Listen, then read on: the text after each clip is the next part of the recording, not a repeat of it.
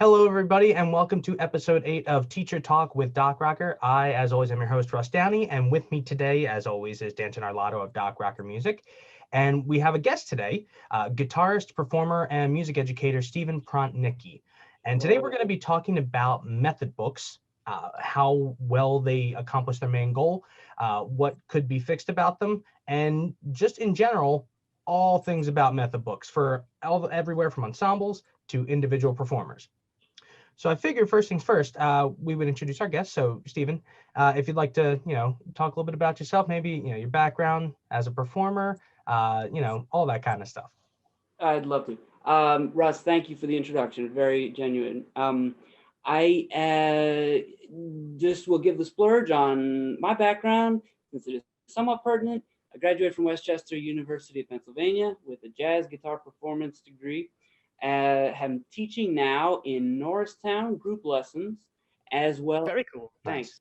Nice. It keeps you on your toes. They're fun to deal with to teach. The other thing is instruction with in-home music lessons, and they are very on the money with keeping things professional. And so it's a smorgasbord of things as well as public performances. Yeah. Sounds like the life of pretty much a lot of musicians we've had on our show, and pretty much any musician in general. You kind of have to be a little bit of a jack of all, do a little bit of different things, get some performing experience, do some teaching on the side, find your own way to carve your own path. And it's really cool to hear after, because we all pretty much graduated around the same time, and we've all kind of gone our own different ways since. And it's really cool to see that you're doing a lot of stuff and you're doing well, man. It's great to have you on the show. Yeah. It's inspirational. I can't thank enough the good people who have come on and said, hey, would you like to be a part of this? You guys, your podcast, it's really a tremendous tool. It's a good project that is benefiting people in a plethora of ways, and I'm totally relishing every part of being able to be a part of it and to contribute. Yeah, it's great to hear that feedback. That's really exciting. That's exactly our goal. That's what we want to create for our peers and our colleagues, and hopefully eventually spread that bubble out even further and touch other music educators that we don't yet know. That's the goal. It's a big part of it, and it's a family. I mean, it really is. Yeah, a group. We got to stick together. Yep. That's the mantra. You know what I'm saying? Yep. I mean, it'll be part of being just you pick up from other people's energy, their sense of what's important in terms of dynamics and working together. Hey, I know this part, let me show it to you. And I mean, it'll happen all the time where it's sort of a language. One idea or concept can convey itself into another instrument. So if you pick up some kind of a Queen lick, say it's a Freddie Mercury riff or a phrase, and they're really ripping it up, and he's got a piano part that just really makes sense. Stop me if I'm going too out there, but the interesting part is that, I think you're definitely on the right path there too, because that's such an important part of what music accomplishes in terms of being able to kind of connect, groups of people together. It's a very communal activity, obviously, but also something that kind of transcends a little bit just the actual notes on the page itself. However, like I said, one of the things we're talking about today is the stuff that teaches you the notes on the page in the first place, because that's all the building blocks. And then we get to all that stuff that really, really makes it transcend just what's on the page. And I guess that's that's one of the main things we wanted to talk about and what I wanted to ask you. And I figured I'll open the floor to you first, Stephen, and then Danton as well. One of the first things I wanted to find out from both of you when it comes time for method books is really just how well do they work when you're teaching students? Is it something where they work perfectly for what you want to do, or they serve as kind of a good repository of information, or are they a good guideline, but you really need to supplement it? So Stephen, what say you? Russ, I like your the approach there. That makes sense. In any type of a field, I think that it's really vital to be aware of all your facets. So in other words, when you have a book, make sure you supplement it with some sound logic. It's got to sound right, and it's got to be vetted. It can't just be willy-nilly. I think a lot of people will, go on YouTube and upload some latest fandango, but at the same time, the tried and true methods that have received recognition from, say, Berkeley Press, Musicians Institute, reputable sources, are the decent products to buy. And those materials can tend to be an investment. You might have to plunk down $25 and say, okay, I'm going to actually learn these and study something. In real life, the application is one of these. I recommend it just as a real key source. I'm smiling 2 miles wide because I think this book is top notch. I think everyone should have it. It's written by David Oakes, and it goes through, this is a guitar book, I grant you. So if you're a guitarist, it's really going to be vital for you. At the same time, it's got dozens and dozens of examples that just highlight position work, rhythm. It gets you to sing along with what you're playing so that That's you good. can be. That's real good. It's real good, right? It internalizes your ability to play the parts that are written with a real sense of Americana, but also classics. In other words, it's got some blues in there. It's got some jazz in there. It's got Spanish music, and it will just, in the portion of a 3-day period, skills just start to increase. And it's just a real prime topic example, as well as a decent thought through, accurate reference. So I would strongly urge the use of David Oakes, and it's called Music Reading for Guitar, The Complete Method. Well, I think you bring up a real good point there, Dan. I'll get your thoughts on this in a second, but I think exactly, you pretty much hit the nail on the head, that the method books themselves are really like the bread and butter of the actual, like the technical aspects when it comes time for what you teach your students, or what you as yourself as a performer, or just one who wants to learn, is going to be having in front of them. But the book itself is not everything. It has a lot, but you need somebody there to not interpret, but to supplement. And I think you're exactly right with that. I mean, Dan, I'd love to hear your thoughts on it too. But yeah, you know, also, interestingly enough, I never heard of that book, and that's surprising for me. You know, collecting methods is kind of my thing, and that's a big part of my teaching. Is I like a lot of diversity in my methods. You know, I don't have all my kids on the same method when I'm teaching. So as a guitar player, you know, I'm familiar with the Alfred method, the Mel Bay, the William Levitt Berkeley Press series, and Scales over Chords is another one that I've used in the past. Yes, I know it. Yeah, but that I mean that book that you just mentioned, Steve, sounds like a dream come true. It really sounds like a really proper, adequate balance of a lot of different, like you said, facets of learning to play, which I think a lot of method books, especially in the piano world, they kind of fall flat on their own. I mean, almost every big league piano method out there has supplemental materials. There's an extra theory book that you get. There's an extra I can actually give you an example of that. There's an extra performance repertoire. Yeah, so we'll get into specific piano methods later on, but yeah, so like really, I like seeing those complete series that teach things like sight reading, that teach things like ear training, and I've never heard of a guitar book that really demands the students to sing. So I am definitely gonna be eager to check that one out and get myself a copy and leaf through it and start using it in my teaching. I recommend it. Yeah. So we will definitely, and a lot of the main highlight books that we talk about, we will be linking in the description below. So you can feel free to take a look, check out for yourself what we're talking about, and see if you can maybe purchase a copy for yourself or for your students to use. So yeah. So like I said, I never saw that book before, and it sounds awesome, and I'm really excited to check it out. Oh, I could talk about it for hours and hours, but the real proof is in the pudding. As soon as you open it up, what does it do? It gives you a one-on-one sort of a instruction on how to play and what to be keen on. And instead of just having a dream about the ability to play an instrument, a musical instrument, and to be more musical, which is our goal as musicians, I think it gives you some real strategic tips on connecting those mental associations.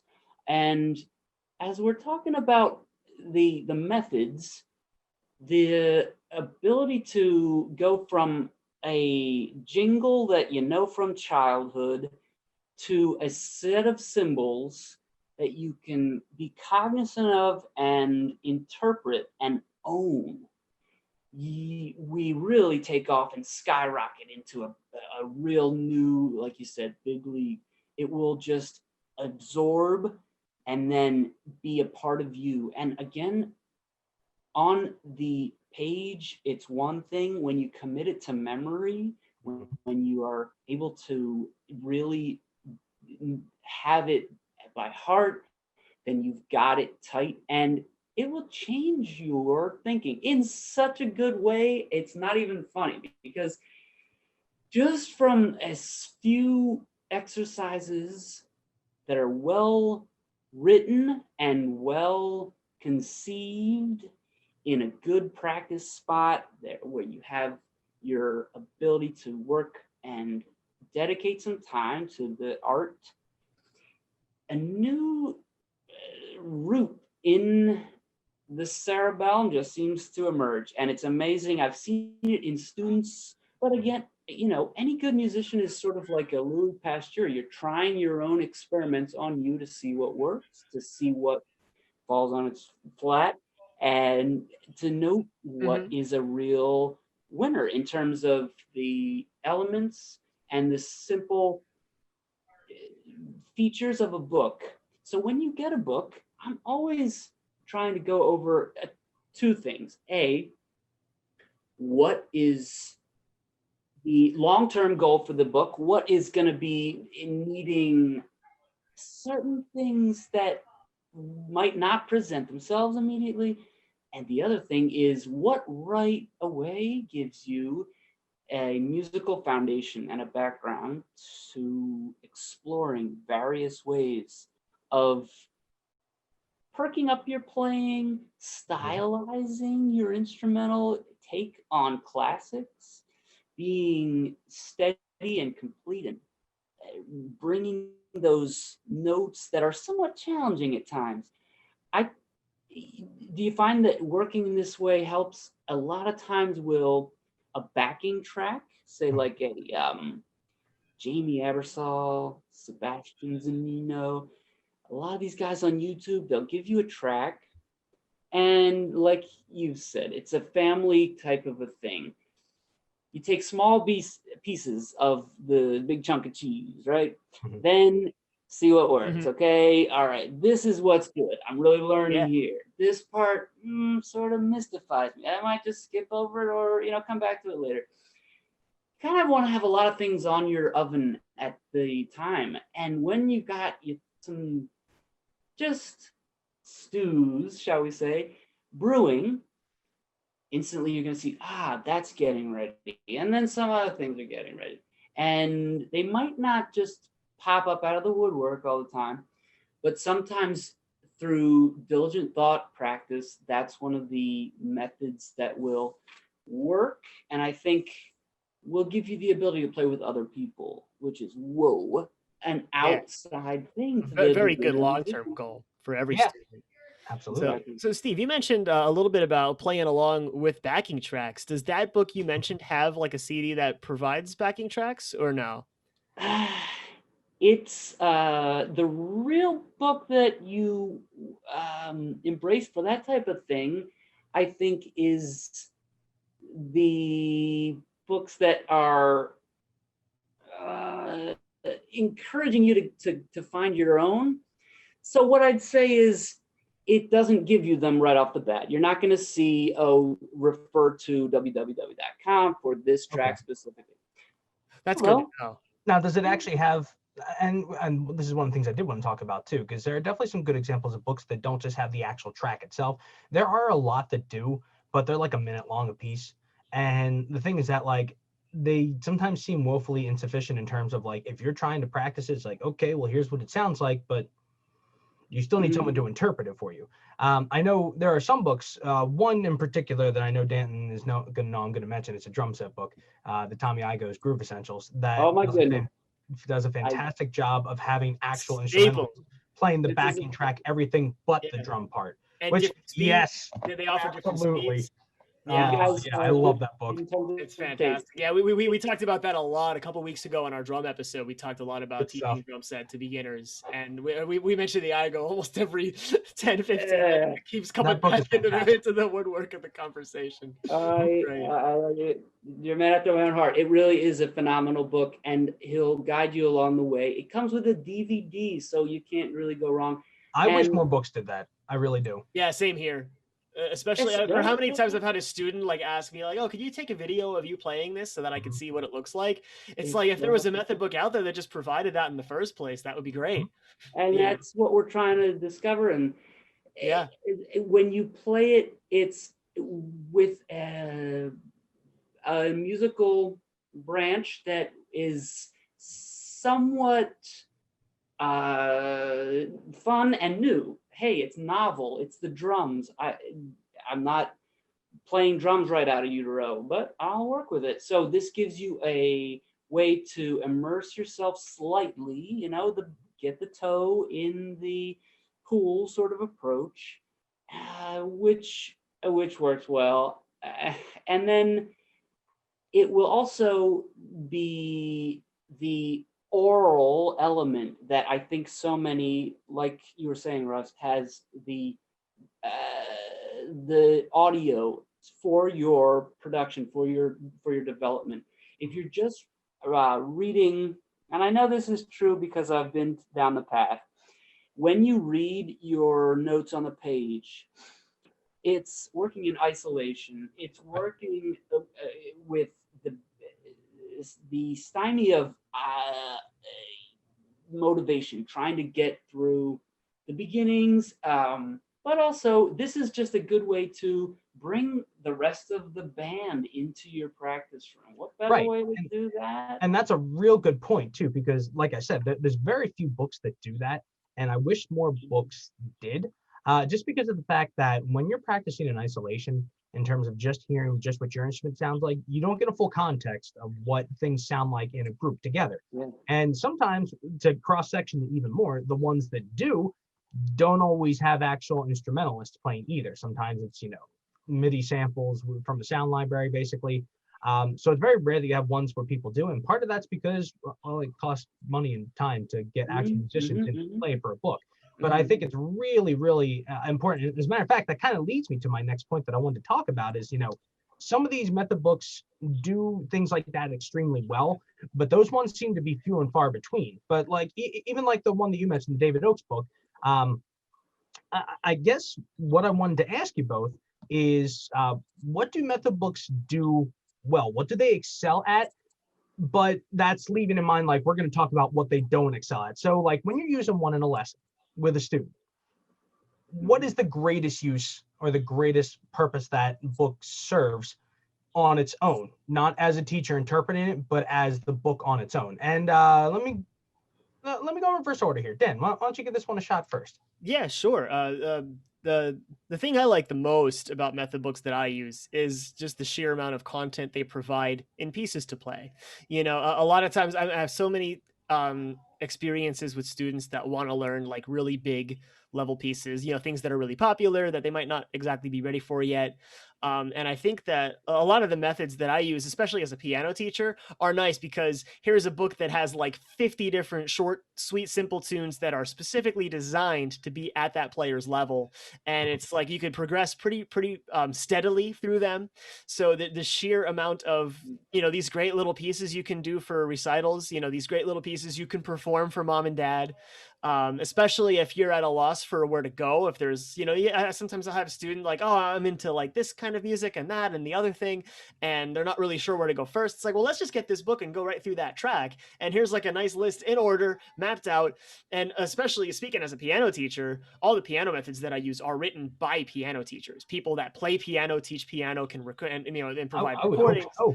Yeah, well, it's funny enough, you know, I don't want to just assume that's true for every instrument, you know what I mean? But it's not always. As a matter of fact, and just to kind of, I don't mean to cut in necessarily, but yeah, sure. you do sometimes wind up having like series, like an ensemble method book series. Like I have some examples here, like things like Accent on Achievement, or the Essential Elements series, where they're, the book may be written by 6 people, but it's written for a band or an orchestra that could have, easily 12 to 15 instruments most of the time at that level, if not more than that, depending on what level you're looking at. And because of that being the case, you may get somebody writing for an instrument that they don't necessarily play.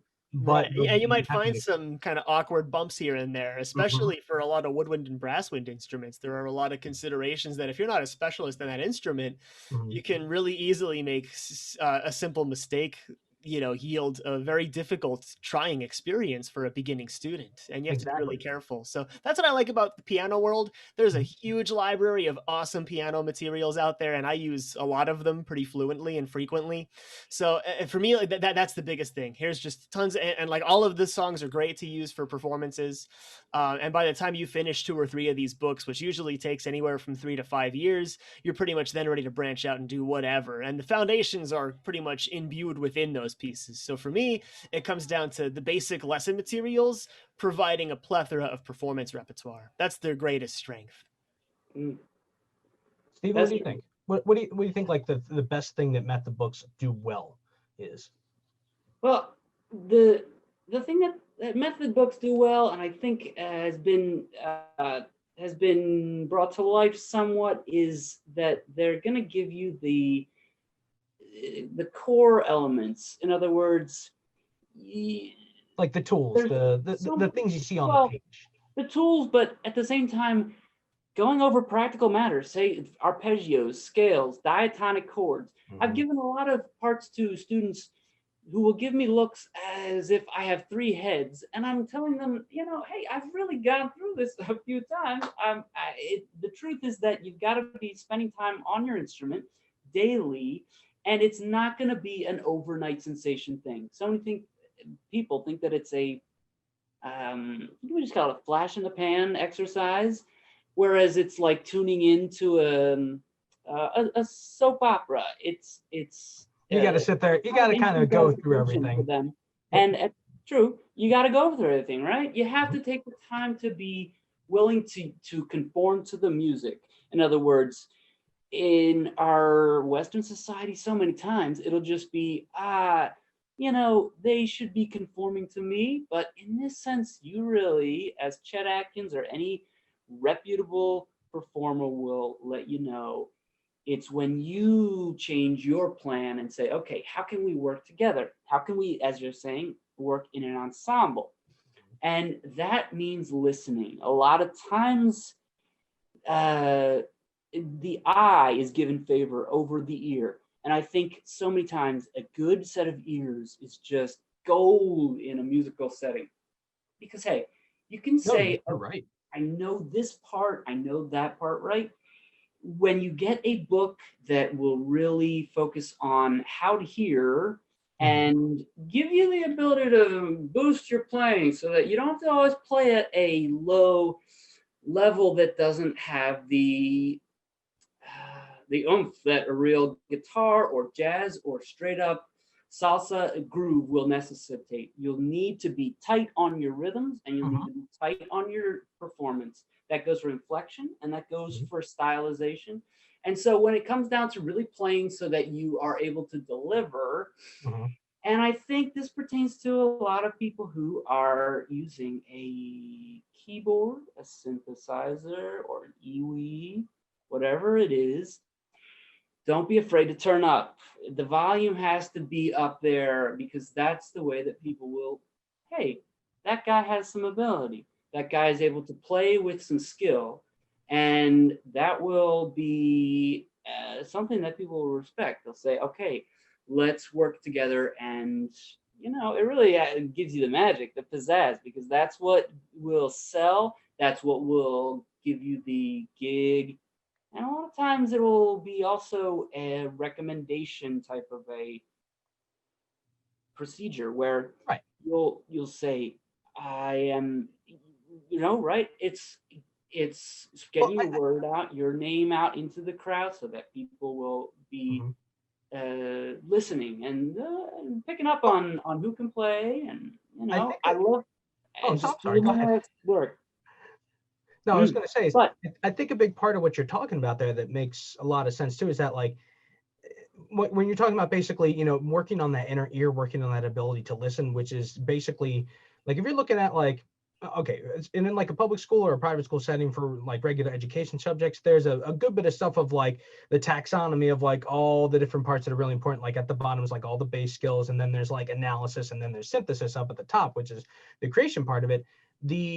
For music, it really comes down to like skills, theory, like technical skills, theory, and then like the oral skills for me is probably one of the top ones. And I think that really highlights something is that the book can't really teach you to hear well at all, which actually leads me to my next point too, because we talked about what the books do well. And I think we can all agree they do a really good job of teaching the technical aspects and helping you to find like material for performances. Basically, it does what you would hope that any given book, even if it doesn't have like an audio or visual material with like the iGo book that we talked about, it can't teach you how to hear, how to experience like the actual presentness of playing with other musicians. And I guess what that leads me to, and I'm going to ask you this in a second actually, is what don't method books do well? And I know one of the things you'll probably mention is that like it doesn't always teach you how to hear, how to be in the moment, how to listen, how to those type of aspects of music that you can't read on a page. So Stephen, if you want to go ahead and give us your thoughts on that'd be great. Well, Russell, there's a lot there. Hey, off the bat, the Ottman series, which is a very good solfege book, that's big for me because I really can be thankful for all the Ottman work that I've been a part of. And this is from many teachers who've just given hours of time with critique, encouragement, and words of kindness to say, let's get those solfege syllables. When you can be able to sing your do, re, mi, fa, sol, la, sol, fa, mi, re, do, ti, do, that's going to give you a lot of ability. I hesitate to say, hey, here's what you should do, and this works for everyone, blanket case. But many times, the simple truth of it is that there is so much fluff, and this is what I think books will tend to do. They, especially with the ebook series out now, which it dominates a lot of the internet, and that's what people go to. They don't give you substance. So when you're trying to find a book that is going to pay off and give you results that you can sink your teeth into, go for something that has a real step-by-step incremental layout, okay? Seeing that will build. It's not, Rome wasn't built in a day. And I think that's the kind of idea that we really need to focus on. I think that's a great statement for it too, because like I know I've experienced it, Dan, I know you've experienced it as well, but there are, a lot of times students or parents of students who expect that, within like a few months time, they're going to be able to play their favorite songs. And I'm like, you're starting from scratch, man. Not always. I mean, sometimes if you're lucky, if you got a family that's into like Christmas tunes and like, in a couple months you could play Jingle Bells, sure. But there's really not that many instances where within a narrow time frame of the student's first year that they're going to make those leaps and bounds that they expect when they first jump into the lessons in the first place. It's every day. It's a daily thing. Yeah, I mean, it's always like a battle. Right. Always. It's true. Now, this is, I mean, but I do think you're right in a sense. Yeah, I think something that I think that the methods kind of fall flat. In addition to not getting those quick immediate results, which it's one of those things where that's kind of hard to do. That's a kind of case by case thing. Sometimes you'll have a student where if you can find their particular learning style, what makes them tick, and find a way to work with that and customize your material and curriculum around them, you sometimes can get lightning fast results. But I think that's more of this student progressed in 3 months time because he practiced a lot more than my other students, that kind of thing. But something I've always struggled with, especially going back again, I'm a piano teacher primarily, and something that I always struggle with the method books that I use is reading. I think something that they really is, despite all of their efforts to teach reading and to make learning reading easier, I think they end up getting in their own way, so to speak. Like, oh, let's put in like little finger numbers to help the students find their way. Let's put, let's label some of the notes for them. I know a really famous method out there, the Bastion Piano Basics, doesn't even teach the letters in their first primer book. It's all fingers 2, 3, and 4 on the black keys, which is great to start. It's like, okay, again, there's a bunch of short, easy, simple little tunes that the student can play right away. But then when it comes to the staff, there's always that massive wall that shows up in the student's way of, now I got to put all these things to lines and spaces. And there are other methods out there that teach the lines and spaces right away. And I find that those methods naturally are much better at teaching students to read. And students that I've used other books with, for example, Music Pathways, which is a really old school method from the 70s that I use a lot with my students, especially my younger kids. I like to gravitate towards that one because it teaches reading the best out of any piano book.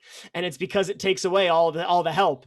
It just gives you the notes and lines and spaces on the staff. Now, it doesn't do like a full 5-line grand staff for treble and bass. It has a really interesting way. It kind of weans you in. It starts with little note blocks, and then it works to a 3-line staff, and then it gradually bumps to a 5-line, and then eventually by the end of the first book out of 3, you get the grand staff. And at that point, the students are reading ledger lines above and below both staves, and using all the C's on the piano as kind of guidelines. So like the 2 ledgers below the bass, the middle, treble, 2 above the treble, all the different C's that they kind of then break down and quantify across the piano's keyboard.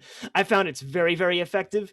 But at that point, then when I get into a lot of the other higher level methods that I use, there's always that, I have all these students that can play all these great little tunes and they have great technique and great skills, but a lot of them struggle to read. And I think it's, since I push so much for reading, I don't want to take the blame for it because I'm really actively pushing. Piano players at the yeah, but I blame the books, and I really think that they, all the little efforts they make to help, they end up becoming a hindrance. Where then the students, it's like putting training wheels on a bike and never taking them off. And then when you and me as the teacher, I'm constantly trying to take them off, and then just seeing my students flop and flop time after time. I think to some extent, like, you have to have that moment where, like, and I've said this before, every instrument, albeit at different places, all have that wall that you have to hit before you're able to do the basic things that your instrument requires, both reading and both performing. Now, for example, that means that early on with something like, for example, as a percussionist, when you first learn how to read, a lot of snare books, not all of them, a lot of the older ones would have like snare on 1 line. And that's it. It's literally 1 line that it's written on. Some of the really old ones still write it on bass clef. But the thing is that, like, when you see any of that kind of stuff, sometimes it is just the rhythms on 1 line, and then other times it starts to move to having them all on 1 staff. Or for example, I can give you a great example when it comes time for drum set stuff. Sure. The like the Alfred's Basic Drum Set Method book, or Beginning Drum Set Method. This one here, good book. But one of the things that always drives me a little bit nuts earlier on is that as far as the reading stuff goes, they really hammer like home right with the full 3 parts all on 1 staff type of deal right away, which can be very kind of clustered to read through. Some books prefer the 3 separate lines method, but there again, that can be really far apart to read. So I think a lot of it is that you wind up having these different approaches to handling it, but the main goal there is I still support the reading first regardless, rather than trying to just do it by rote to start. So that part's really important. Yeah. I can attest to that. I think the reading of any instrument is going to give you a solid, just a real, a fun, despite the fact that it seems academic, pedantic, really key and fun way to memorize things. If it's all improv, there's a type of backdraft from it, which is not always bad, because you can really get into playing so that it sounds like it's loose and it's improvisational. I'm hip to that. At the same time, though, it's good to be playing the notes on the page to see about harmony and to see about chords. So many times people are, a little not as keen on their ability to analyze a harmony consistently and say, well, here's what's going on, and here's how I can solo over it. For instance, when you're going to play something, you don't want to be messing around just playing a blues scale. You really want to be knowing your notes and play something like.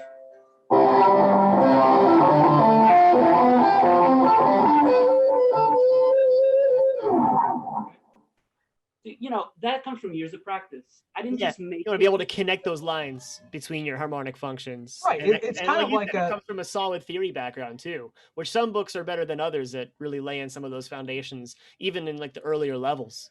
Myself personally, I don't think books always do such a great job of really introducing the theory stuff right off the bat. One of the things I was always not the biggest fan of when it comes time for piano books is like certain positions, like this is C position or this is G position. I know you need that to start. Yeah. But I think the thing that always drives me nuts about it is that later on, as we start getting to the point where positions aren't really a thing anymore, I still wind up having students who are like, what position is this in? I'm like, it's literally just had that happen to me earlier today. Wherever it needs to be. Like, this isn't a set position, buddy. This isn't a set thing. And then from measure 8 to 9, you're going to be in a different position. And from 10 to 11, you're going to move again. Like, and you're doing this, it's and I think really frustrating. Yeah. That actually comes back to your point, Dan, in that you said, like, the books sometimes can't get out of their own way in helping. Because a lot of times what that means is that a student gets used to like a certain number of fingers on a certain note all the time. Yeah, and then once that changes, it completely turns their world upside down. And it makes for more trouble than for more opportunities to be opened up. Because especially in some piano methods, if you spend too long in one fixed position, like I know, again, I'm going to sound like I'm just going to knock all over the Bastian piano basics, but it is a fantastic method. It's the method I learned as a student. I went through all 4 levels of it. And the primer, of course, when I first started, I was like 6 or 7. So I did the primer B because I was a little older. And then I went in through levels 1 through 4, and I did the lesson books and all the supplements, and they were great. And they're a big part of the reason I think I found a lot of success in piano. So they're great books. I love them. I still teach with them. They're some of my favorite materials. But yeah, something that we love. So it's all good. Yeah, exactly. And that's exactly why I do it, because I feel like it can be even better. And now there is a new edition of it out that I haven't seen yet. So maybe some of these problems have been rectified already. So if any of you other piano teachers out there are using the new and improved Bastian set, let me know. Send me a Facebook message, or put a comment in our YouTube video.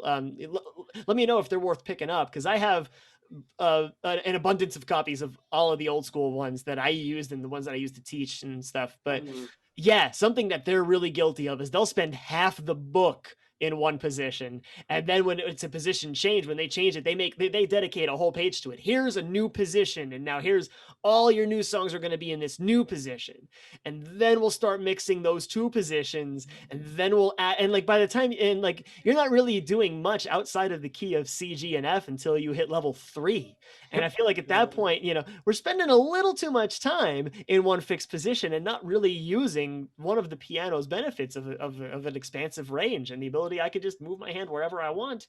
And now I can play all the high notes. I can just go up to my black keys, and now I can play in D flat major, and I could use my same little 5-finger patterns and, stuff that I teach singers all the time, like real simple. Here's all the different keys. You can teach all that stuff really early on, and it's really useful if you do so. And that's a big beef I have with the Bastian series. They don't do that. They just flat out refuse to do that. I think that's one of the reasons that like it always drove me nuts that when it comes time for like both band and strings method books, is that it's so much like band students learn in flats and orchestra students learn in sharps, and the books are not keen to break that method at all, ever, unless you play alto sax. And that makes it tough when you're bridging across that gap to intermediate and advanced level. It's like, you have to kind of unlearn some stuff you learned as a beginner. Yeah, true. It's a rule breaking exercise. In other words, a lot of, you know what I'm saying? Yep. No, I know exactly what you're saying. Just like in language, guys, I'm serious. We learn the basics, we learn the simple things, but in the same real world, you get out to the real world, People speak in half sentences all the time, interjections. If a fingering doesn't work in a certain place, obviously you got to put two and two together and make the change and, you know, work with what you can do. And so many times I am forced to kind of just go against something that a teacher who I have enormous respect for and really thank is words, because it just is impractical to change that way, to work the fingering so that it's ergonomic, so that it is a playable type of finger choreography. You know what I'm saying? You're really dancing on the notes a lot of times, whether it's an alto sax, whether it's a violin, whether it's a piano, keyboard, or synthesizer, or guitar, because you have to go through all the different shapes and be able to, you know, go through all the steps and get the voicings. Well, I think that makes a really good point too, because basically what you're talking about there is basically going through all the kinesthetic permutations of what your instrument can do. And a lot of times the books don't do that until like the very, very end. And if they even bothered to do it at all, to be honest with you, like probably one of the biggest examples that you'll see is like, if a book gets to like a series gets to like a third book, and it's like basically like a resource that has like all your scales, all your different rhythms with the, and like that kind of stuff is learning all the kinesthetic things, because you're starting to learn all that stuff you've been learning, but now you're learning in a way that's basically reinforcing the actual the muscle memory of doing so, which is exactly, you know, or at least what I assumed you were talking about with, you know, kind of going through all those different permutations and learning that. That part of it is something that we don't get as much of a chance to do until later on, because a lot of time we spend the early part just teaching students how to read the notes, like which note is which. And I think it really highlights something that the method books don't always really say very well, or at least put up front, is that learning music and learning how to play is a very uneven process. We don't like to completely believe in a circular curriculum, but it's not really the case. It's more like, okay, you learn this, now let's take a left turn and we're going to learn this, and then we're going to come back, we'll learn a little bit of this, but then we're going to take also a turn up in that direction. So, you know, you're right. It happens so much. With the original direction in mind, while we're going here, we're thinking about this. But you're even working your way there eventually, but you're just doing loops as you go. Yeah, the spiral approach is really it's something I always stick to. You know, like let's hit a little bit of everything, and then we'll hit a little more of everything, and then we'll just get more and more specific as we go down that spiral. And it's nice to do that, but even that doesn't always work perfectly, even like as you're learning, because there again, it's obviously much more difficult to, you know, to begin teaching things like, you know, really heavy duty theory to a student who's like 10, right, versus a student who's like 14 or 15, when they can start, you know, really getting that and understanding like what you're talking about in the first place. I guess obviously that manifests as scales, you know, beforehand, and then that manifests as basically analyzing that and kind of creating off of that. But I think that kind of leads me to the last point here that we were going to talk about. And as always, this is the good gripes segment, which is always a fun one. It's the grind my gears segment. And I figured, you know, Stephen, as we said, you know, prior to the show, at least I know one of my good gripes will have to do with like the actual method book series themselves. But if you've got something that's, you know, that you got to get off your chest about, you know, something that really is driving you nuts when it comes time for music, whether it be with the industry, whether it be with the books, whether it be with anything, you're free to talk about it. I only asked no names. No names. The binding, just as a sort of off the cuff concern, is a slight problem when you are going to produce a book. And here's an example, because I go through this every week, fellas. Oh yeah. You have the book, okay? Here we go. All my Piano Adventures books have fallen apart. The covers fall right off.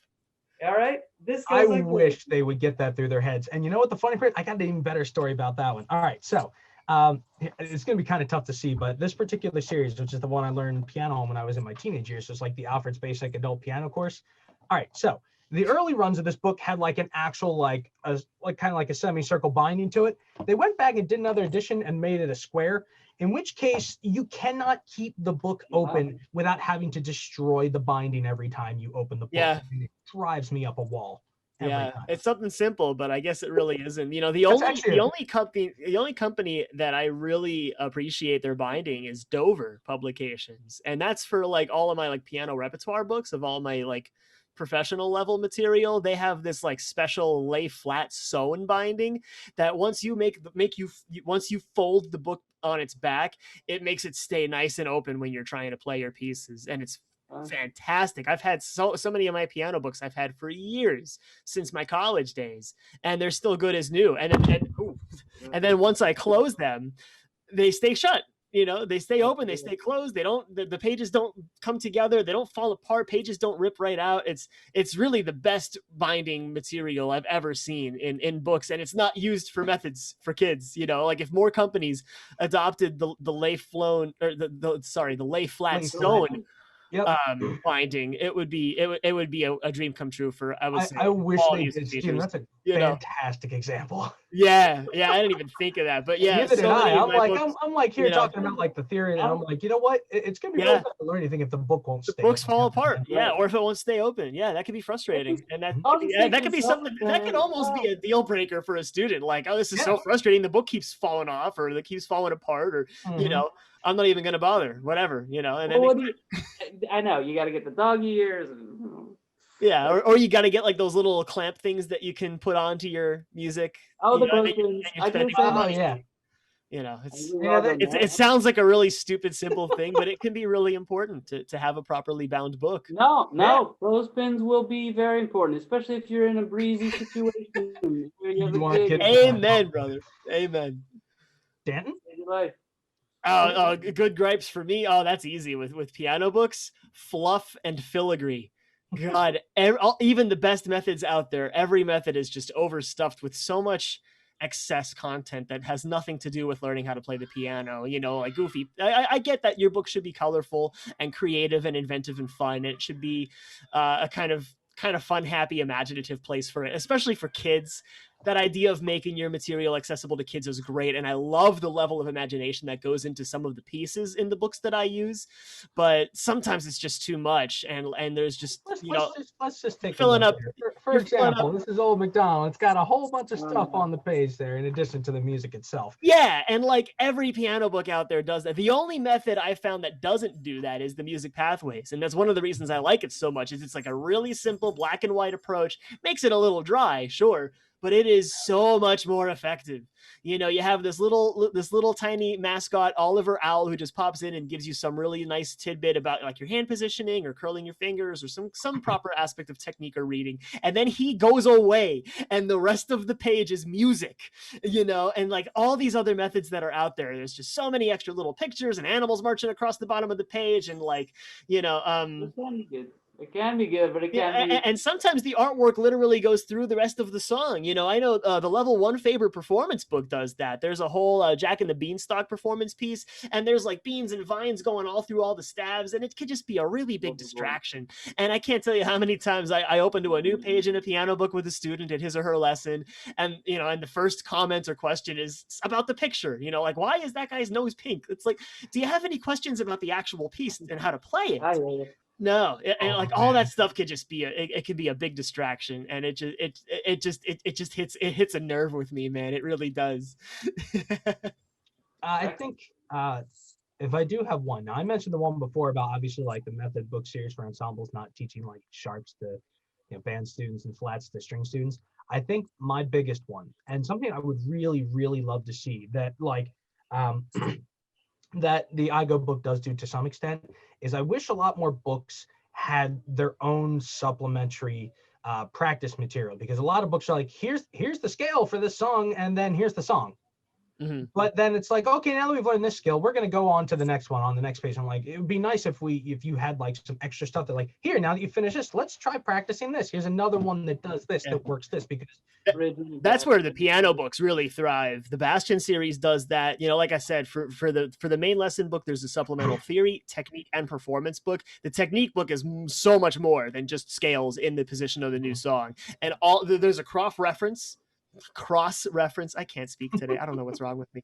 There's a cross reference in the table of contents that that like, okay, if you're on this piece in the piano book, you should then use this page of the theory book, this page of the technique, this page of the performance. It's all interconnected. And the technique book, they're cool little miniature songs. Then they do goofy things and they mix it up. There's a lot of variety. They're all really, really short.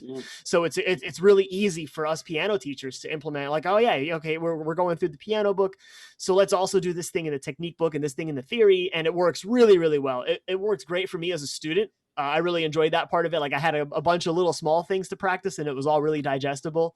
Now, the only thing that you run the risk of when you're using a method that's kind of interconnected like that is if you kind of get desynced. It's really easy to, like, if you're struggling with your lesson piece and then you're going through all the other stuff, it starts to kind of branch out a little bit, but that's at the discretion of the teacher to, like, whether you push through and just do whatever as you go, or to try to keep everything connected. That's why I wish they had one that like did all of them in like one series. As a matter of fact, I was going to say, because it looked like that book that you were showing us earlier, the David Oakes book, the music reading one, it looked like that was one that actually covered a lot of supplementary material incrementally as it went through the book, which I really wish a lot more books did that. That way, like, if a student's struggling with a concept, you're like, okay, here's some stuff that will work with this, that'll help you work on it, or something that might approach it from a different angle.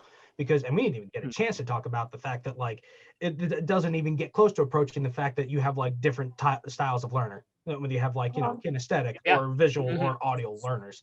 I wish more books did what it seems like that book does, because it would be super helpful to have a concept be taught and then reinforced, not taught, and then here's the next one. So you're preaching to the choir, Russ, when you say it. I can hear, and Dan, your input as well. The concept and learning from a person versus just being immersed in a page and in the, you know, ink of what you're deciphering can really make the difference. And when you get a good teacher who can hone in on your abilities, I think to the many teachers that I've had, specifically ones that can do the trade, who are actually playing on weekends in front of 400 people at the Drexel Hill Country Club or what have you. You get a visual, you get an oral, and you get the reinforcement of being able to talk to them afterwards and say, hey, I like how you played that. It spoke to some part of your playing.